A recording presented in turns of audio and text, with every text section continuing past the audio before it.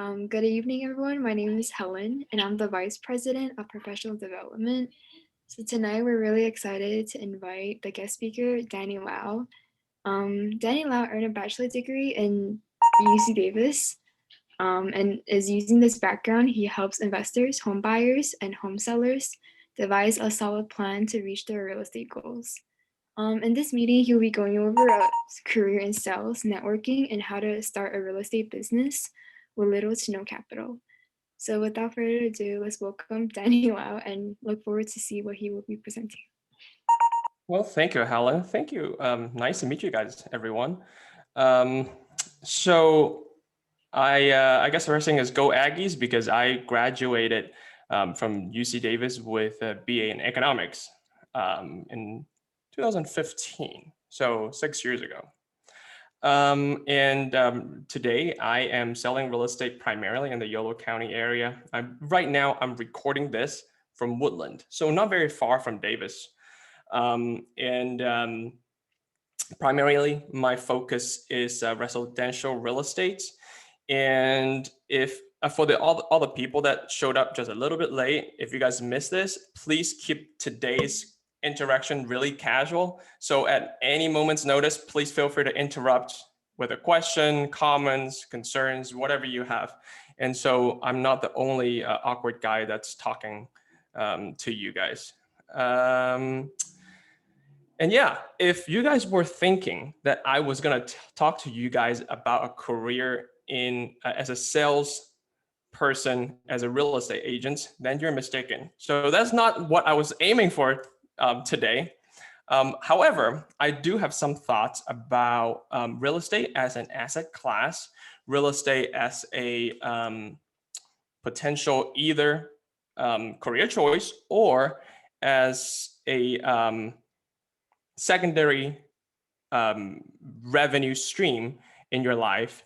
And I think there are some practical things that, as a college student, that you guys can start doing so that when the opportunity presents itself, you guys can really hit it out of the park. Maybe let me share my screen. I did prepare a PowerPoint. Helen, it looks like I'm disabled for screen sharing. Maybe you got to make me a co-host or something like that. Okay, I'm gonna do that right now. Okay, are you guys seeing it yet? Yes, we see your screen. All right. So here we are. I'm gonna minimize the screen. And so I'm gonna start with telling you guys a story, sharing a little case study with you. So this particular property, the time is July 30th, 2020. This property received 26 offers, and then the winning bid was $542,700. A little bit of a weird number, but these guys got at grandma's house. 8 months later, this is the exact same property, before and after. So they flipped the property.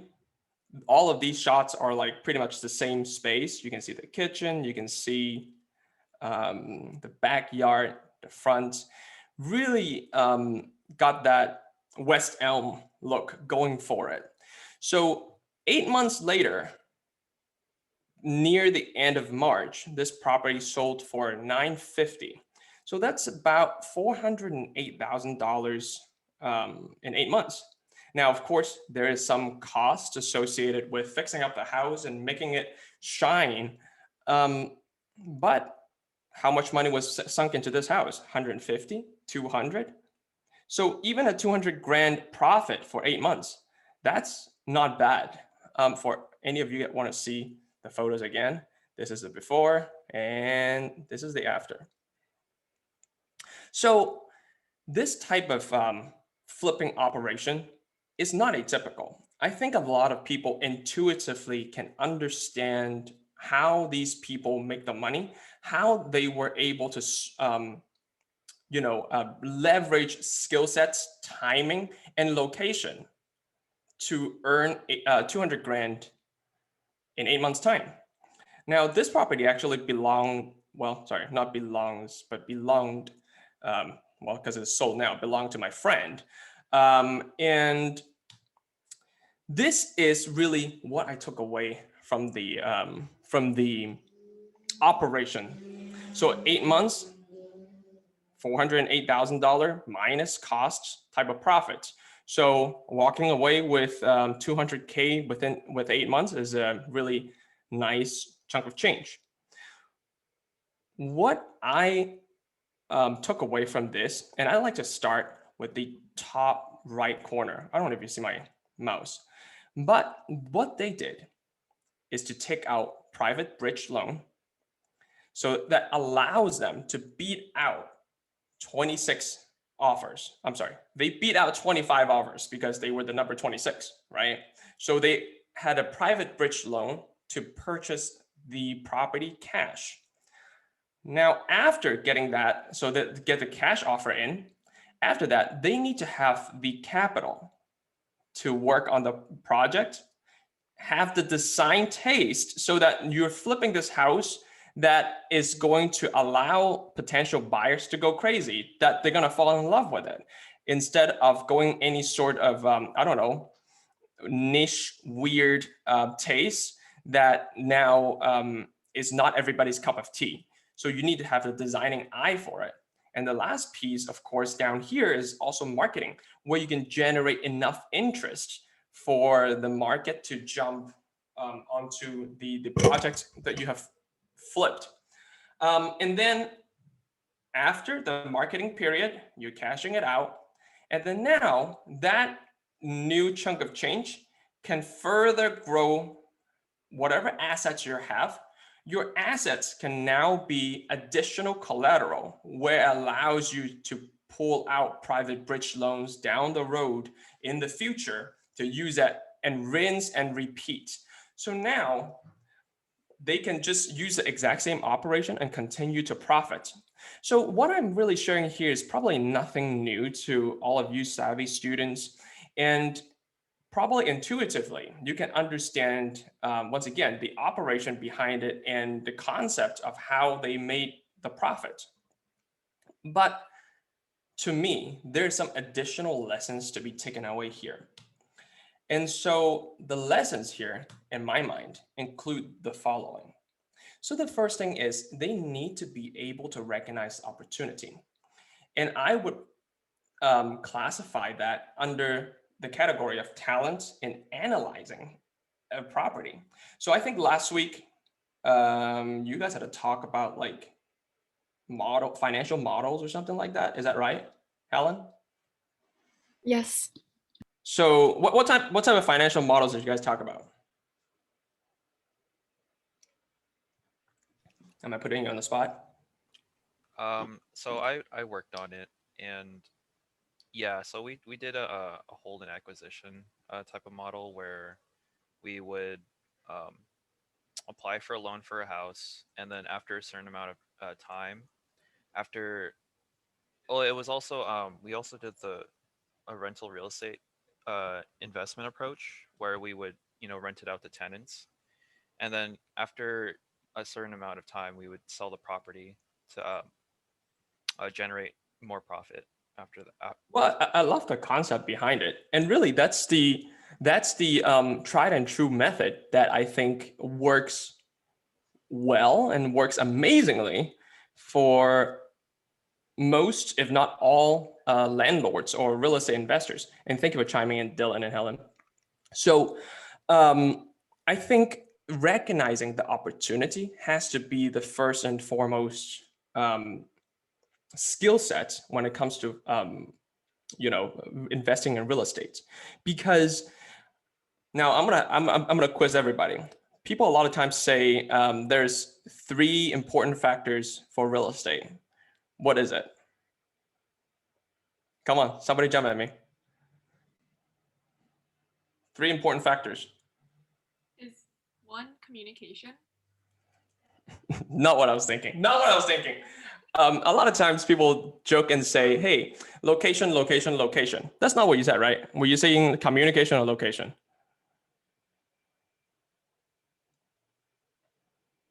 Um, I think she was talking about communication, but Okay, I got it. Okay, I misheard. But yeah, a lot of times people joke as saying, hey, location, location, location. 3 important factors. But turns out that's only half the truth. To me, in real estate, besides location, the other 50% of the important aspect is timing. Timing, timing, timing. So you're gonna understand timing of the market and the location of the specific property. And so now, of course, it depends on the market and depends on the timing, not only the market's timing, but also you as the investor's timing. But now you have to recognize the opportunity here. The second point that I took away from my friend's operation is that you have to have the right resource for work. Understand that real estate is a really hands-on business. It's going to be different than just sitting behind a desk and analyzing the spreadsheets. Being a real estate investor, whether you end up, like Dylan says, become a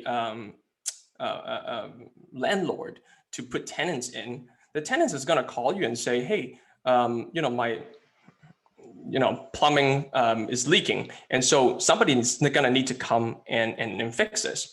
And so understand that you need to have the right resources so that if you don't know how to fix something, you need to at least know who to call. The third thing is the risk tolerance, because what I put in here is that you have deep enough pockets in case your judgment is wrong. There's no guarantees that whatever flip you're going to do is going to be profitable. And that statement probably can apply to any other types of real estate investment as well, including commercial, including putting a long-term tenants in. So in the chance that you are wrong, you need to have a backup plan. We can probably talk a little bit more about that, but at the essence of this, to invest in real estate, a lot of times you are taking on a loan because of the sheer size of the investment. And so when you have an outstanding loan, a lot of times that I think you are introducing a wipeout risk. The last thing is you need to have access to capital.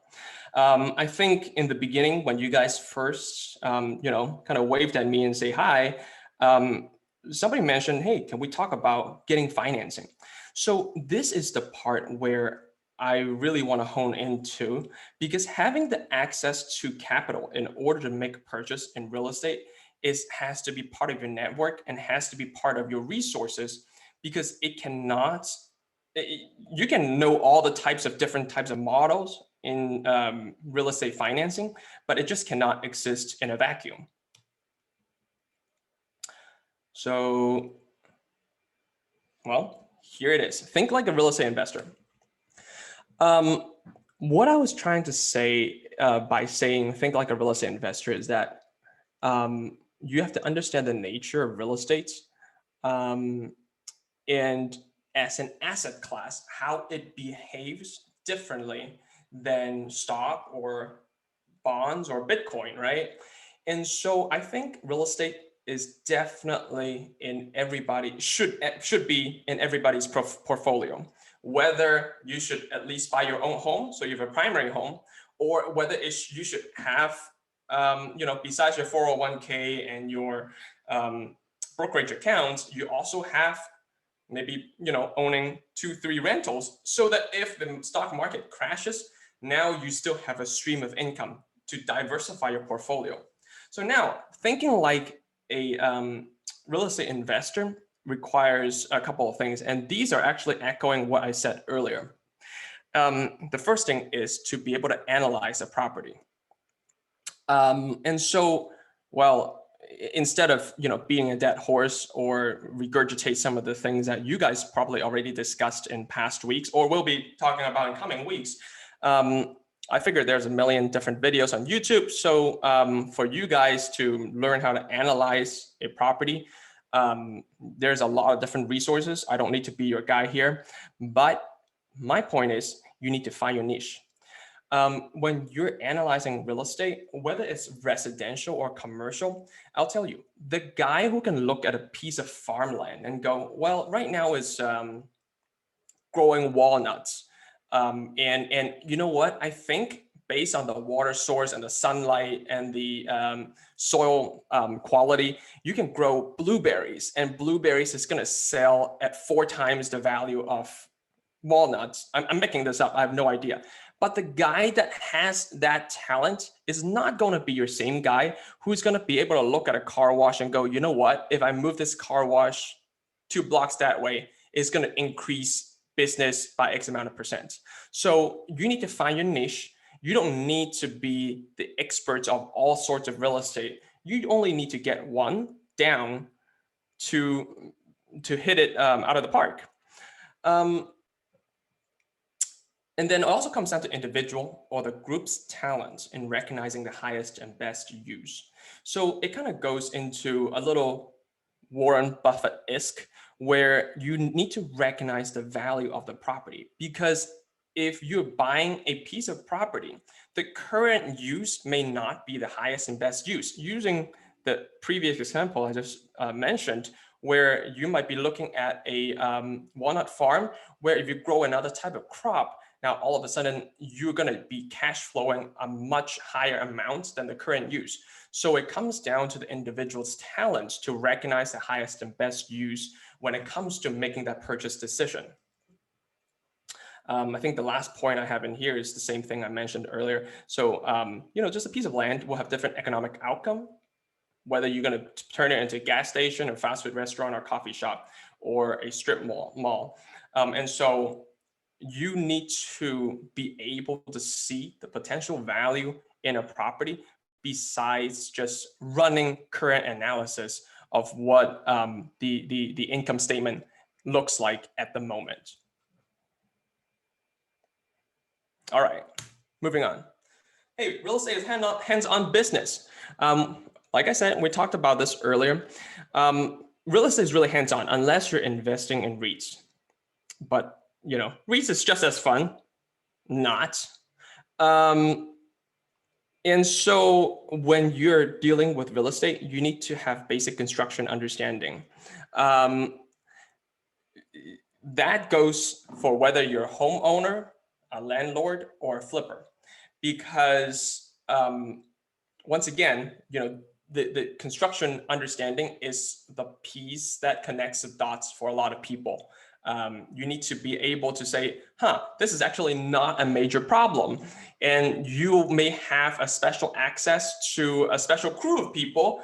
Maybe your cousin-in-law is a foundation contractor, so that you will now specialize in flipping properties that has foundation issues where everybody else is scared and don't dare to touch. You become the guy or gal that fix properties with foundation issues.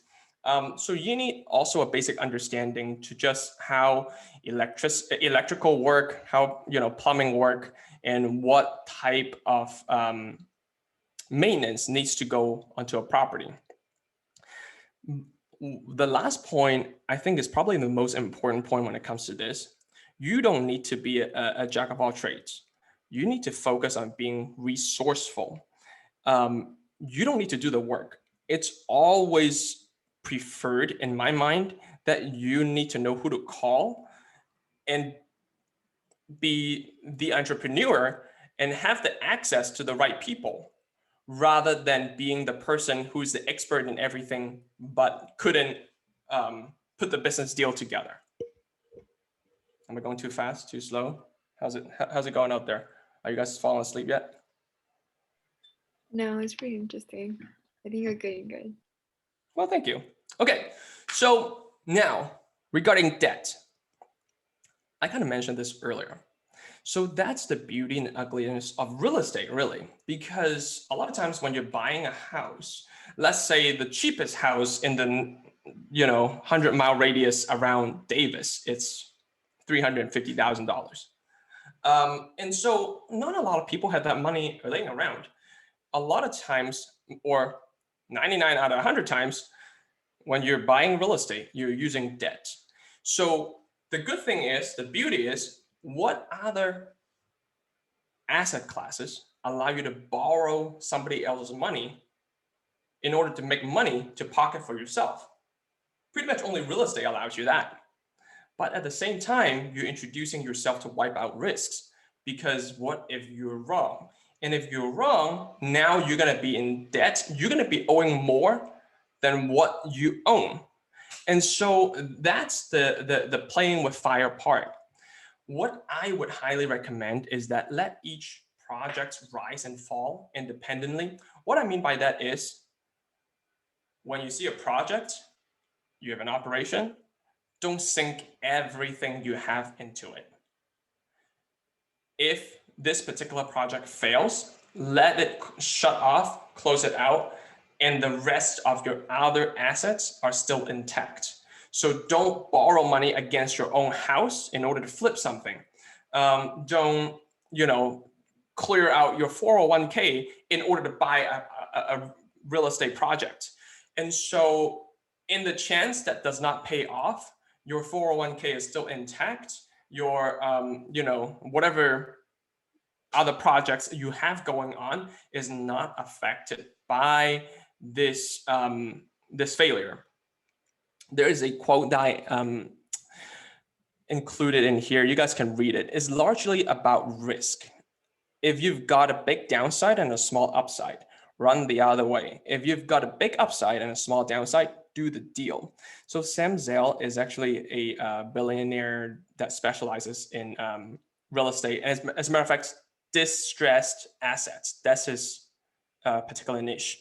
And if you guys know who that is, or if you want to read up into his story, he's a fascinating guy that owns like a couple hundred doors, meaning a couple hundred rental units by the time he graduated college. So this guy is on a whole different level. But my biggest takeaway from his quote is, when you're recognizing the risk and you have that risk tolerance in your own stomach, if you know you're walking into money, do it. If you know you're losing your shirt, walk away. Really, the tricky part is the gray area where you don't know how much exposure versus how much reward. And the cool thing about investing in real estate is, if you don't know and if you're in the gray area, you don't have to swing. You don't have to buy a project. And so only strike when you know you're walking into money. That's it. Okay. The last part is something that I think a lot of you guys can start, and it's your network. Not only real estate, this goes above and beyond the topic of real estate, but let's focus under the topic of real estate first. If you're buying a property, where do you find your first bucket of money to make the purchase? You either save it or you borrow it from somebody. And this is where your network is critical. I think somebody mentioned to me OPM, like other people's money, seller financing, hard money loan. All of these can be worked out if you have the right network. If you don't have the right network, forget about it. All of these become academic. They don't have any practical value to any one of you. You need the right people, and you also need to be the right person to make the execution. These financing techniques don't exist in a vacuum, because I think there's a limited scenarios and markets where it makes sense for both the person with the money and you as investor who's doing the work to actually use any type of these operations. The hard money, the bridge loan would, I would refer that to the beginning example that I shared with you guys, where it was a beautiful execution on how bridge loan worked out, but it's not necessarily the best course of action for a lot of people a lot of times. And also, the reason why you need to have a network is that they are going to be your partners, your mentors, your friends, who you are going to trust, and they are going to trust you. Because if you're a new investor, and you want to use seller financing, okay, it could be done, but who is going to trust you? Not about the integrity part, right? Not about your honor and whether you're a trustworthy person, but as a investor, why should they bank on you so that you're the right person to execute the project? If it is walking right into money, then why wouldn't another blind person be able to see it also? And so you need to be able to have the right network so that you can tap on the shoulder and say, hey, I got a deal here. You and I, we can partner up where I can use your money, you get a healthy return. I can do the work because of my specific expertise. And then now we partner together to walk away with money in our pockets together. All right. Sales. I'm not here to tell you to get into real estate sales. I don't know if the topic of today's chat has misled anybody, but this is my point I'm trying to make regarding sales. Don't underestimate your network's value because it all starts with sales. You will find many opportunities just because people like you, not necessarily because you are able to perform the job better. Sales is about being able to communicate your point. Sales is about being able to get other people on board so that you can share your idea, your product, and your services. So whether in the future you end up working in sales or not as a profession, without sales, the world stopped moving. And here's another thing that I need, well, everybody to understand. Your job interview is a sales appointment. You're there to say to the hiring manager, well, which is the buyer for your time, to say, hey, you should hire me because I can provide XYZ to you. And so don't think of sales as a career choice. Think of that as a tool in your tool belt that you need to be able to pull it out, whether you end up working in research or finance or sales or marketing, whatever it may be. So what is something that you can start doing today? Focus on your network. In your network, you will find mentors, partners, friends, and any healthy network. Just like what you guys are doing now, you guys have a camaraderie. You guys have each other to brainstorm your ideas with, and so focus on your network because that's where they are essentially your peers. Where down the road, if one of you guys, Dylan, finds a house that's walking into money, now he can tap everybody on the shoulder and say, everybody jumps in and let's make this project happen. I put a link in here. I don't know, has anybody heard of this? The 1,000 True Fans theory? Waiting for an answer. No. Well, what I'm probably gonna grossly twist the summary of 1,000 True Fans theory, but it's an idea that's been floating around on the internet for a lot of internet YouTube guys or e-commerce websites, where they're saying when you're marketing, when you're pushing your products or services out, you don't really need 1 million people to buy your product. You essentially only need 1,000 true fans. And they probably define true fans. If you click on the link and you actually read the entire article, I've read it before, but I kind of forget the exact definition. But the theory behind it is that somebody that really, really loves you, your mission, your product, and they are, by definition, a true fan. So that whenever you have a product or service that you're promoting, somebody from this group is going to participate. And so this, I think, can be translated to any aspect of your life, whether you end up being an entrepreneur or not. Because out of those true fans, you may not need 1,000. You may only need 500 or 300 or 200. I know for a fact that I don't need 1,000 clients to do really good business as a real estate agent. And for young professionals, and who is not a entrepreneur, you may not need 1,000 true fans to be buying your product. You only need a subgroup of people who supports you, loves your ideas, want to participate in your mission to help one another through your career. And so I think that is something that you guys can start gathering. Once again, regardless of the profession you guys end up choosing. The right network will help you open your doors in any industry. I definitely stand by that. And understand this also, that whatever you're doing here doesn't cost any money. And you're essentially trading your social capital today for financial capital in the future.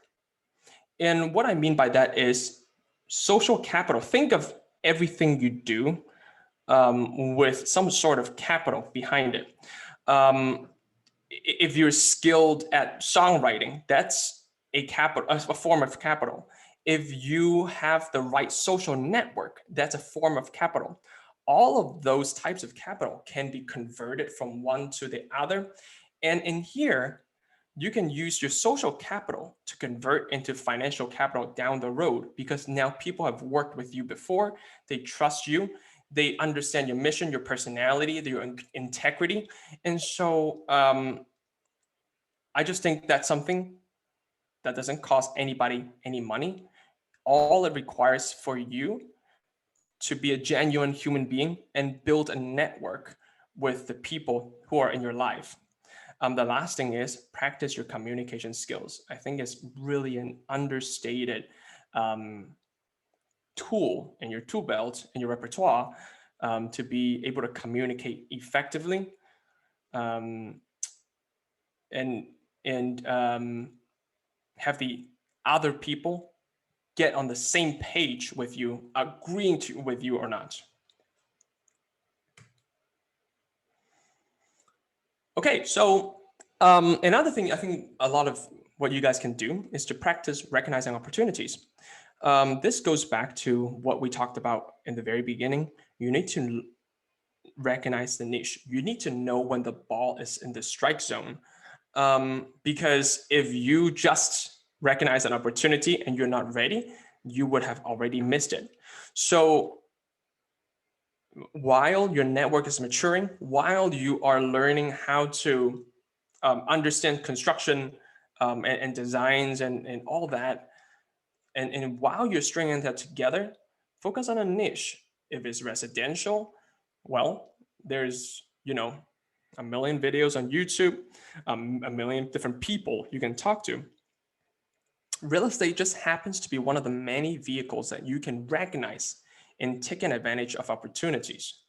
Because once again, the idea of recognizing opportunity, having the right network, I'm sure it translates into, if you run a startup company, if you are selling life insurance, all of that really is exact same theory behind it. So if you become serious with real estate and you have free time, start learning a trade. I know most of you guys probably don't have a lot of free time because you guys are full-time students, but if, just throwing it out there, that you guys have that interest to roll up your sleeve and either pick up a skill like carpentry or plumbing or electrical, I think it's number one, it just helps you understand the process of fixing up a property so much better. Once again, whether it's for maintenance or for flipping. And the second thing is, if you look at a property and you know how to do one of the 5 aspects of things that includes that you need to fix up the property, well, you're saving yourself money. So if you have the time, I would highly encourage you guys to start learning a trade. And the last thing is, you don't need to be in real estate business to hone the skill of being a shrewd investor. but you just need to be ready when the opportunity presents itself. So this is the part where it goes back to me earlier saying that I'm not here to tell you guys you really should be in have a career in real estate. Whether you end up doing it or not, it's kind of irrelevant. I have met, really well off real estate moguls that is in all walks of life. They're attorneys, vineyard management, um, teachers. And so I've met, successful real estate people who can live off of their real estate investments from all walks of life. And so I really don't think in order to be a shrewd real estate investor that you need to be in the real estate business. Of course, if you're in this business, it helps that you're coming a lot more opportunity. But like I said, that it comes into your network, right? Because I am part of the network of some of my investors where they trust my eyes when I see an opportunity and I tap them on the shoulder. Now they go, oh my gosh, this is a perfect project for me. Hey, I'm gonna wrap up with one last example to put everything that I mentioned together. Does anyone know who this is? Nope. Somebody said something. I didn't hear it. I said no. Oh my gosh. Dolly Parton. Dolly Parton, yeah. Thank you. Thank you. That's Dolly Parton. So if you guys don't know who Dolly Parton is, she's the one that wrote I Will Always Love You, Jolene, 9 to 5. She's a big Grammy winning country music artist.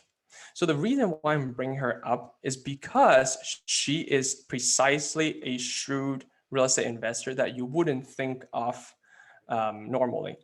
I'm not sure if you guys have been to this place or heard of it, but Dollywood is a theme park in Pigeon Forge, Tennessee.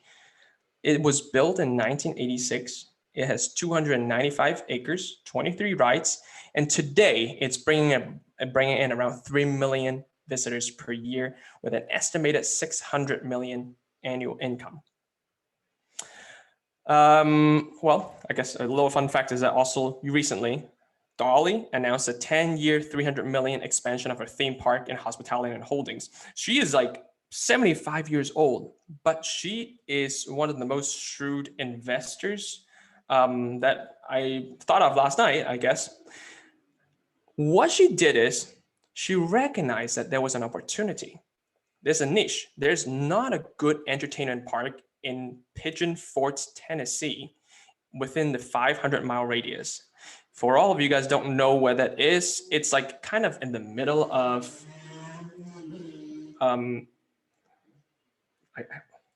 it's slipping my mind, but it's like west side of Florida and East Tennessee. And so it's kind of in the middle of a lot of big cities in the South. But there was not a good enough entertainment park that was close to a lot of families, and not a lot of families in that area could afford a lavish vacation that takes them to, I don't know, Disney World. And so Dolly recognized that opportunity. Now, of course, she also has to be resourceful by being able to put together a project at this scale. You need to plan, you need to build, you need to hire. And of course, that's a lot of risk involved. But remember what we said earlier, that you let each project rise and fall. She is a multi-millionaire who has royalty income, film income, modeling income, even if Dollywood as a project has failed. So basically, that is diversifying your risk. She had the right network. She partners with, I have no idea how to say the name right, Hershend Family Entertainment. So Dolly was a partnership between this privately held family and Dolly Parton. And so you need to have the right network to tap on their shoulder. And also in terms of capital, she is already a country star, a mainstream media entertainer. And so she converted her social capital, being very popular and famous, into financial capital, because now she can be the front woman of Dollywood and name the park after her. Because, well, I don't think Dollywood would drive me to go to a place in particular, but for a lot of people that really worked. People wanted to be there to be part of her entertainment empire. And the last thing is, she has a niche. She was from Pigeon Forge, Tennessee. That was her hometown.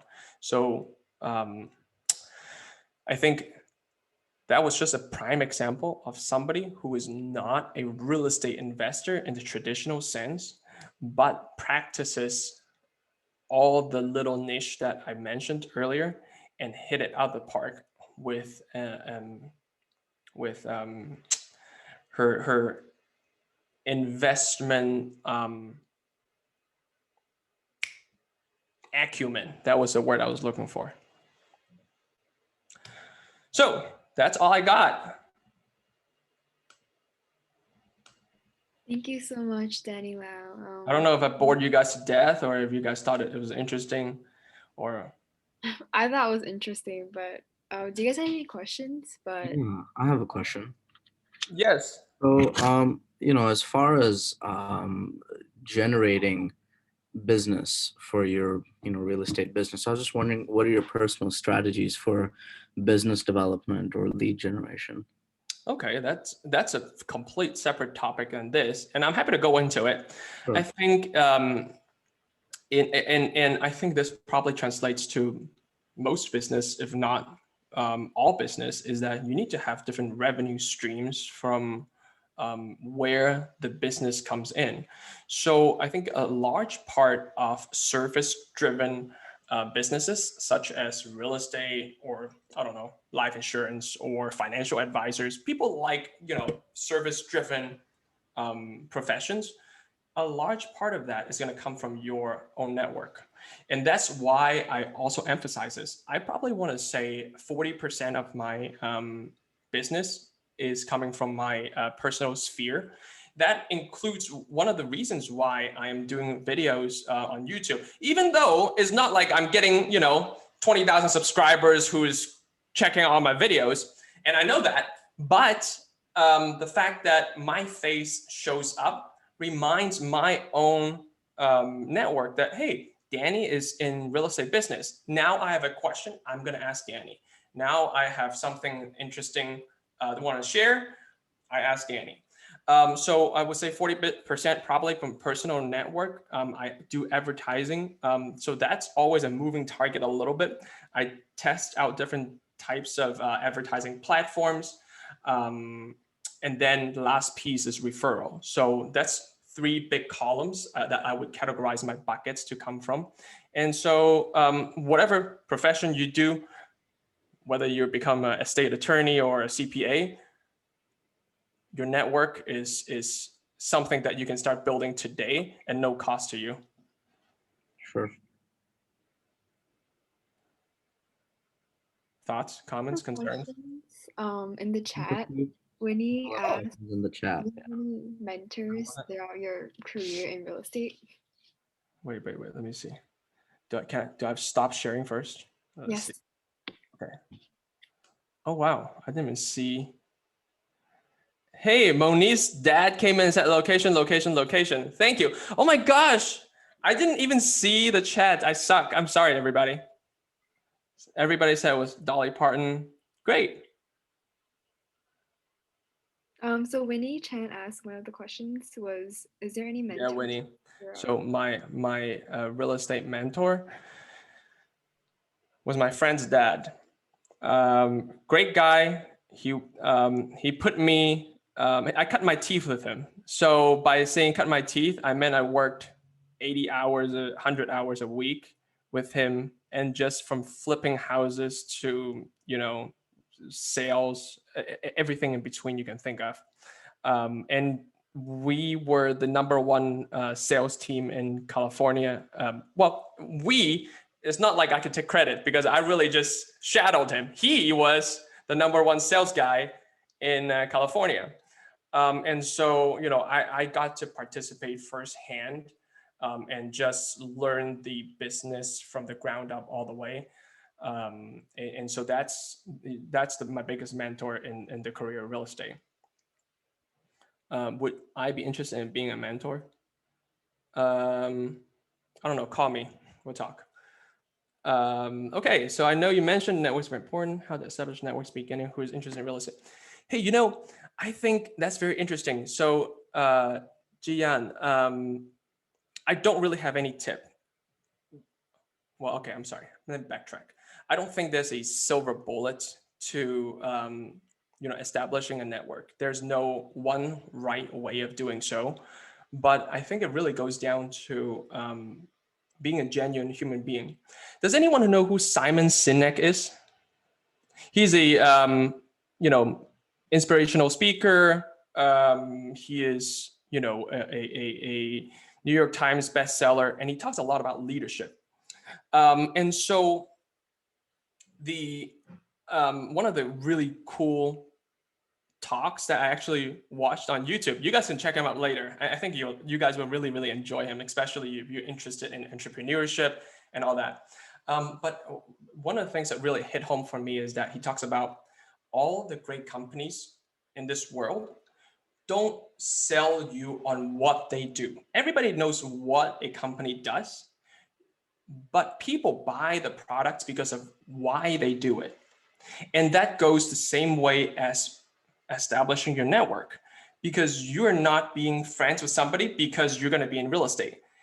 Nobody is going to jump on board with that, but you need to know why you are going after it, and what is your why, what is your purpose, what are you striving, so that people will sink their teeth into it and jump on board to be part of your career goals and part of your journey. And so I don't think there's a silver bullet in establishing a right network, but it goes to being yourself, just having conversations with people, being a genuine human being. I think goes a long way. And like Kurt Cobain says, I'd rather have people hate me for who I am than like me for who I am not. And so you want to be true to yourself for sure.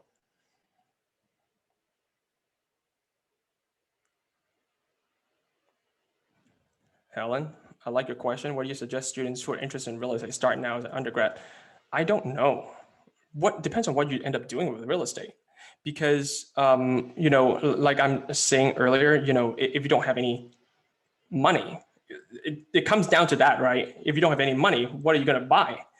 And so I think it definitely. Oh, you know what? I should have added this slide to it. I think one thing I always hammer to everybody I meet, even though it's almost like I don't even know how to say it, but it's kind of embarrassing because I'm a real estate agent.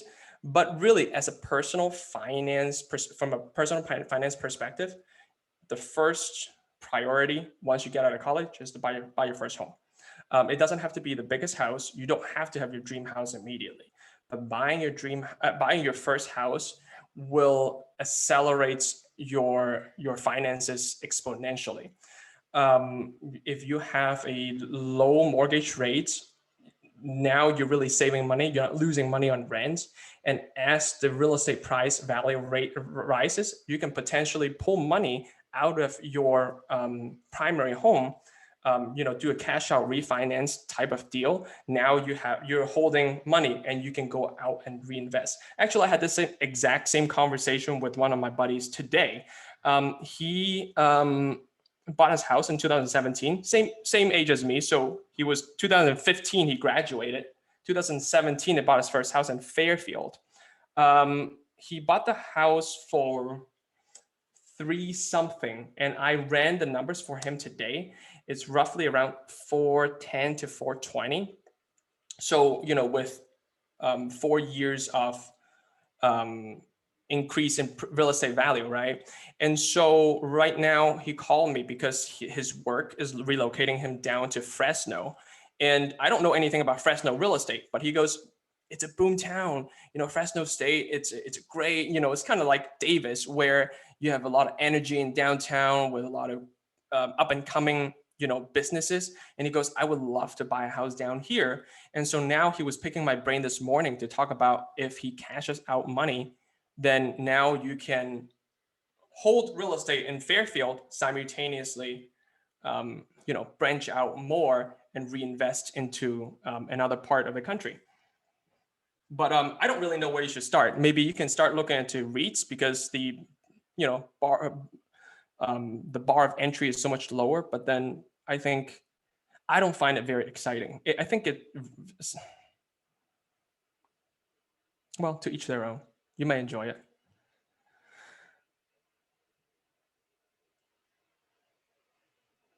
Winnie, as a real estate agent, do you actively look for houses to put on the market? Do you have your own investment properties? So yes and no. As a real estate agent, I do actively look for properties to, number one, put on the market, not necessarily foreclosure and wholesaling, because remember what I said earlier, that like there's a timing and a market for everything. I think I don't remember the last time in California that I am looking at a foreclosure. I have seen them, but it's just really rare, and is not the right market and not the right timing in the industry for that type of opportunities. And so I think, if you go on YouTube and talk about real estate wholesaling, those guys, I have no idea what market they're living in. I have watched those videos too, but I think, they may either be in places where real estate prices are $60,000 for a 2-bed, 1-bath. And then, somebody that, work in Silicon Valley can buy a house a year in those type of places and invest remotely. But it's just not the norm that I see out here. But as a rule of thumb, I do really go after listings, because that's a different topic on a separate talk. If you guys invite me back, we can talk about real estate transaction techniques. Do real estate agents help? Thank you, really deep. Thank you, Jian. Do real estate agents help with refinancing? Winnie, the answer is no. So real estate agents touch the house, touch the property, and don't touch the numbers. And so the numbers part, you will be talking to either the bank or a mortgage broker who is going to look at. And I make the joke all the time where if you're standing in front of a mortgage broker, you're never going to feel more naked than standing in front of a mortgage broker than maybe perhaps your doctor. Because they're going to say, oh yeah, this is how much money you're making, how much money do you owe on your car, on your student loans, on your house, what's your credit score. They're going to know every little thing and they want your tax return all the way down to your pay stub. And so they are going to end up telling you the interest rates and what the refinancing process is. Being real estate agents, you work with a couple of mortgage brokers that you guys hold each other's hands, so to speak, where if I have somebody that needs to refinance, I say, hey, I know great people. And I only recommend people that I love and use myself, and they will do the same thing for us. So it comes back to networking that I mentioned earlier. Moniz asked, would you say we can directly approach someone and ask for their mentorship, or is it better to build a network first and find mentors through that network over time? Probably depends on the individual. I think you can find great teachers in every walk of life. It doesn't necessarily need to be mentors. That teacher can come in any form. And I think a great deal of what I've learned sometimes come from my wife. I know it sounds kind of funny, but it's true. And so having people in your life that can tell you, maybe not necessarily in the business sense, but also on a personal note of if you're on the right track, doing something right, doing something wrong, can always be really beneficial.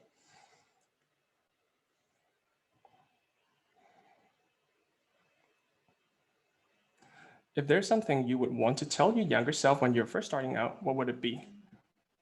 I don't know. I thought about that today too, but yesterday, I should say, I thought about that.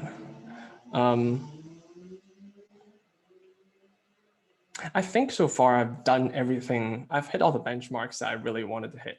There's not really anything that I would like redo. Let me get back to that one. I don't know. Logistically, how do you approach a real estate group and say, hey, I want to learn and start selling homes? So Winnie, I think one thing that makes it great and challenging for real estate is that real estate is a commission-based only industry. And so it comes with its very own unique sets of perks and stress, because the perk is I can make an unlimited amount of money. I don't make a huge amount of money, but I know people who make 7 figures. It's not a joke. And so it's some, you can hit it out of the park so big that, makes you sick. But on the flip side, that's 1 out of 100,000 people. I think most people that is in real estate is having a hard time making ends meet. You don't know where your next deal is coming from. And not only is there no security, there's also no, you're also in charge of your own retirement. It's not like you're working for a startup where you might have a stock option, or working for the government where you might have a pension. So I think that's the good and the bad part about selling real estate. And so if you go up to somebody and say, hey, I want to start learning how to sell houses, they're probably going to say, no problem. Just you can start shadowing, you can start doing an internship. I don't see that being a big barrier if you starting that career. But not getting paid while you do it, or I should say getting paid while you do it, is probably the challenge. You're probably not going to get paid, and that's going to be a really tough part. And so usually for real estate agents who jump into this career as full-time, usually they save up 6 months of income. One thing, like I kind of mentioned earlier, if you have a network that is starting to mature and coming together, if you have necessary communication skills within the first 6 months that you've saved up for your reserve, that should give you enough of a runway where it will allow you to pick up next deal and then next deal and then next deal to gain traction that way. I don't know if that answered your question, but yeah. Muniz, go check out my YouTube channel. Like and subscribe, please.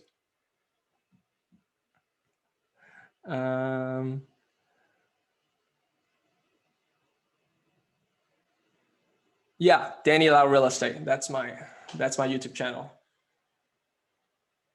Okay, I think I answered all the questions in the chat. Anybody else? Is that it? I think I'm gonna have some whiskey now. I have a few questions. What's up, Jen? You said to look for like opportunities. So I was wondering if I could get your intake on two different things. So right now, you know how like people from San Francisco and the Bay Area are moving into Sacramento because of the whole COVID thing. So what is your advice on, do you think that like us undergrads who are actually moving out to San Francisco to get a job, do you think that we should buy a house there, or do you think that it's not good timing?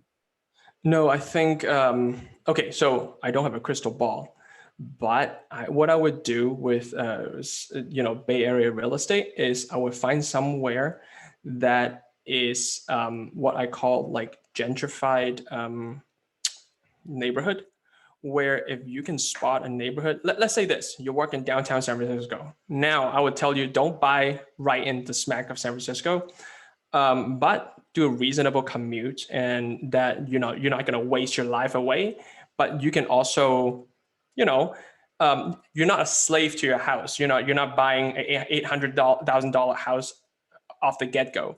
And now you can still, afford the mortgage, and then you can afford to go on a vacation, right?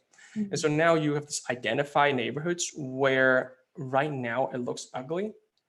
Maybe you have a lot of tenants. Maybe you have a lot of old buildings as lacks maintenance.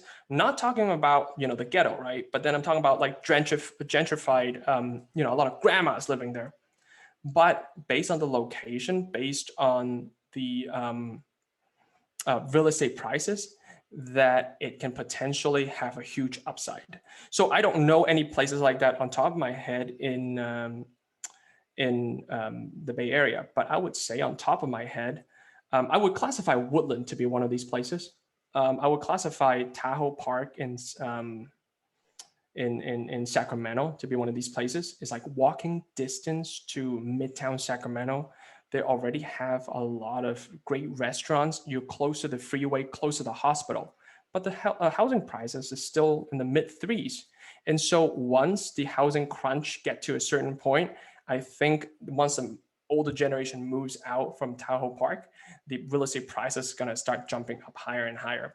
And so, couple that with if you have a nice school district or something like that, then you can start noticing that, okay, you're checking more and more boxes off to say, okay, if I was going to buy a house here and here, there's a lot more going for me in this particular neighborhood than the other. You're just going to make an educated bet. There's nobody's going to tell you whether you're right or wrong or until 10 years down the road. But then, that's going to be a smart decision to buy a house regardless. And then my second, scenario is with Texas. I guess people are saying that it's going to be like the next tech city. So it being like an out of state thing, I guess most people know that like housing in Texas are a lot cheaper than it is in California. Do you recommend like us thinking about investing in that direction? And I guess what is your advice for out of state? Okay, the question comes down to your personal scenario, because if you have a particular understanding of a market, then now you have an edge over everybody else. Because if I'm an investor in California, what's stopping me from buying in Texas versus North Dakota versus Pennsylvania? If I'm just worried about getting a monthly income check, I'm just going to look for the highest income anywhere, right? But I think there's a lot more that goes into it when it comes to real estate, because like I said, it's hands-on. What's the demographic like? Is that particular city that you're buying into tied to one single industry, or is it even tied to one single employer? What would happen if that particular one single employer goes bankrupt? Think about Vallejo. Vallejo used to be, I don't know which ones of you guys are from the Bay Area, but Vallejo used to be really expensive city with the military base there. But then the military base moved out, and then the city hasn't seen a better day since. And so when you're investing in real estate, I would be wary of any like particular correlation to any particular industry or any particular factor that can just wipe it out. Or unless you're going to buy one in Texas and one in all the other different states, where if something happens to your Texas house, then you still have other sources of real estate income, right? That's a different story. But if you're buying solely into Texas without a excuse me, without a special like knowledge of the market you're buying in, then I would be careful. But now if you have family in Austin and Houston and San Antonio, and they know a particular neighborhood that's like, okay, this is the next up and coming. Right now, there's a huge high rent and the low mortgage price. And right now, if you buy the house, you cash flow day one. Well, holy smokes, call me, please. I want to buy there too. But that's all I got. Yeah, Moniz, I heard that Elon Musk is saying that he's gonna build a city in Texas or something like that. It's time to invest. Yeah, possibly.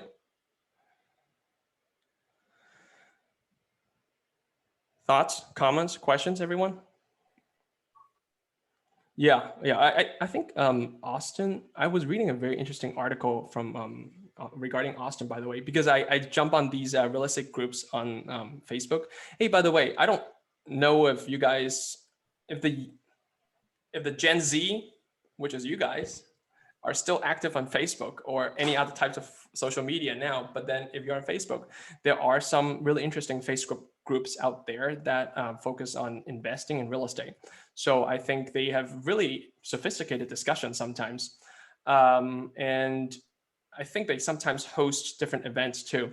So if you guys, I don't know, Helen, if you're interested, send me an email or something like that. I'll have to find it on Facebook and I'll like copy it and like let you guys, subscribe to it or whatever. It's Instagram now. Got it. Yeah. If no one has any more questions, but thank you. Well, thank you for having me here. Yeah, add me on LinkedIn. But I'm not that active on LinkedIn, to be honest. Like I get more referrals from Facebook and Instagram. You're welcome, guys. I hope you guys have fun because I had a blast. And also, it's a special thing to come back to my, alma mater to hang out with my fellow Aggies. Thank you for coming. Yeah, thanks, guys. All right, Helen, I'll let you facilitate and end the. Thank you for the presentation, but thank you for educating UCDU students and our club and members.